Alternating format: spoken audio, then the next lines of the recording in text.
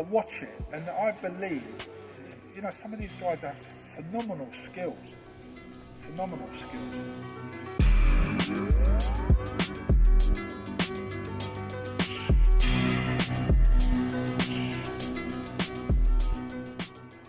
And you've got to remember, these guys are not gone through college, university, art school or anything. All these guys are self-taught, and that's the magic of it.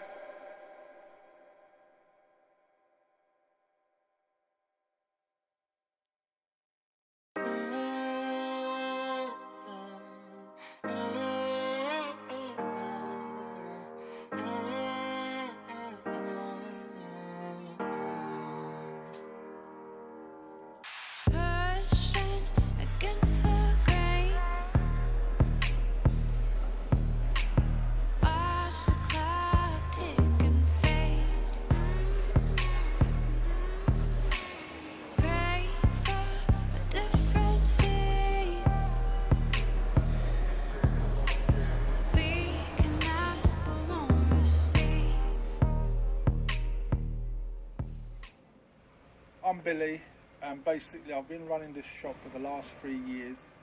It's amazing where I started and where I've gone to. Initially I used to be a sports shop here, and when the riots happened in Tottenham in 2011, my shop was vandalised through the riots. I then spent 6 or 7 months basically to bring it back to its original sort of state, and then realised that I wasn't bringing back the business that I had prior to the riots. When doing research and inquiring what had happened, I realised that all the youngsters that were involved in the riots were all from around here, so they'd all been arrested. So overnight I lost literally 90% of my business base. So a guy walked in talking to me about graffiti paint this and graffiti paint that, and I said, surely people are not still graffiti painting. You know, I thought it was something that was done in the 80s. He says, no, it's been done. Anyway, I went down to Markfield Park, which is a local skate park where a lot of graffiti artists go and paint. Anyway, in going down there, I realised that graffiti was really strong up and going. So I started to do my inquiries, you know, what paints are being used and what's been happening. And I slowly got into the graffiti game.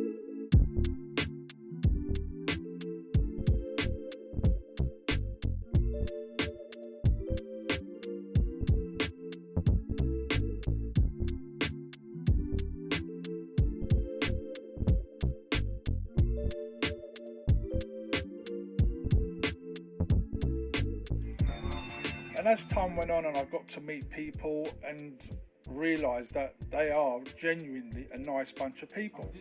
All they're interested in is doing what they love, which is to paint.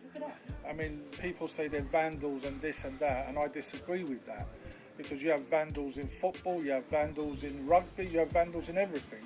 So I don't see why they demonise graffiti as a vandal's hobby. It's actually, in my eyes, a lot of intellectual people that do graffiti, because you got to understand, these guys have never been to university, have never been taught how to do it. All these guys are self-taught people, you know?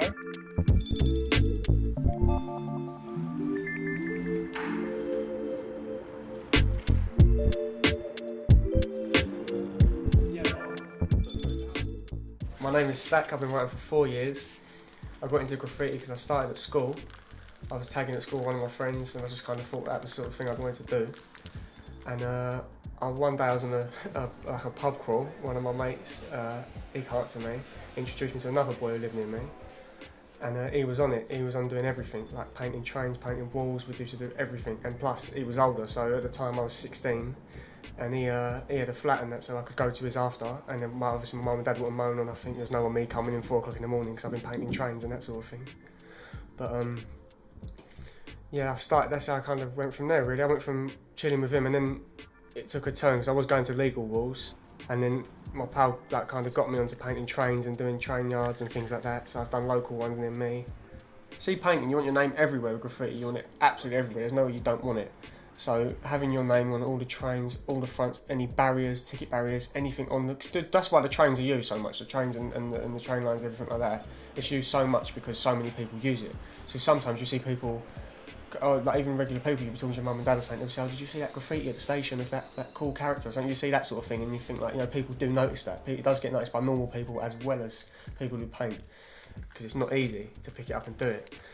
But there's plenty of people I've seen that are just unbelievable as well. Like some people I've painted with are just out of this world. You see people painting, they're just some things they can put up.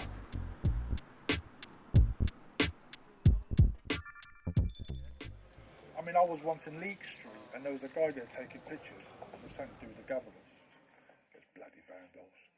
And he went, I could hear him, like, only bloody vandals were taking pictures. And I said, went to me, do you paint? I said, no, I actually sell the paint. Oh, he went, so you're to blame for all this? I said, no. I said, but what's the problem? I said, this is a legal wall. They come here, they're expressing themselves, they're portraying something they feel, colours they want to put up there. I said, you don't realise the foreplay before this happens. It's not something they just come along and do. Before this happens, they actually pick their colours, they have a plan, they have a theme, they have a character, they have a letter, and they come here and they execute that on the wall. And they get a high out of that. So how can you sort of, you know, call these people whatever? I said, if I gave you a can and asked you to write your name, I said, you wouldn't be able to write it. I used to think they all went to school, initially, you know, to learn. He goes, no. I said, how did you know? Just practice, and then you just pick up the skills. You watch the next guy, you pick up tips from him, and you just, you know, mature your craft. And, you know, a lot of people don't know this. Unless you're in it, 'cause to me, this is like a secret world. Unless you're in it, you'll never understand. Like myself, 3 years ago, if you'd have said to me graffiti, I said, what are you talking about? What graffiti, mate? They don't still write. The last time I remember was the Beastie Boys and things like that. You know, because if you're not in it, you miss it. I'm walking down the streets, everyone looking at me. On my head high, honey, cause I'm fuck out these bitches. They said that I'm fucking crazy, but baby, come on, it's easy. I kill all these fucking MCs cause I don't care about mine. And I rap bush, but I found that's funny. My English smells shit, but I don't mind. And I do my things, yes, in my mind I bleed. But I dry my tears, baby, give me some beers. There's people I've met painting that have just got the most normal jobs. Like, some of them are, I've seen like building surveyors, estate agents. I think someone told me there was like 2 people are lawyers, they're into law, and they're painting trains. And some of them have got kids. There's geezers that paint legal walls now that have got grandkids. That's mad. You think some people just they still want to do it so much, and have so much time for it as well. And I do believe graffiti is a way of discharging frustration, because I watch these guys, they go into a zone, and for that 40 minutes or 2 hours or 4 hours that they paint, they walk away content with themselves. They've discharged, you know, bad energy, you know, you come away feeling better for yourself. And then once you're able to do pieces that are a bit more acceptable and, you know, more likable, you get more satisfaction out of it. Otherwise, people wouldn't be just painting week after week after week if they're not getting something back from it. For myself, I feel like I don't think I'd ever stop painting. I think it'd always be about, everyone would always be doing it.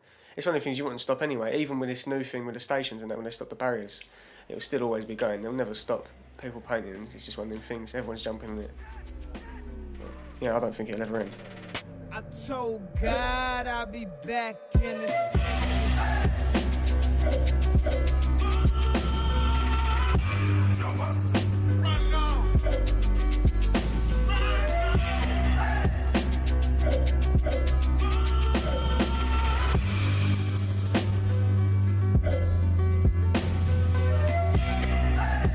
I told God.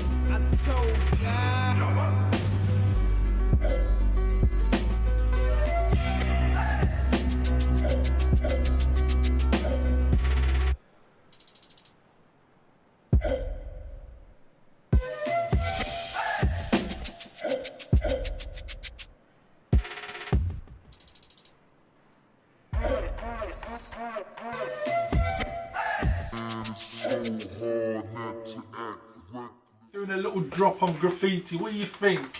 What do you think this VIP's doing, mate? Sick things!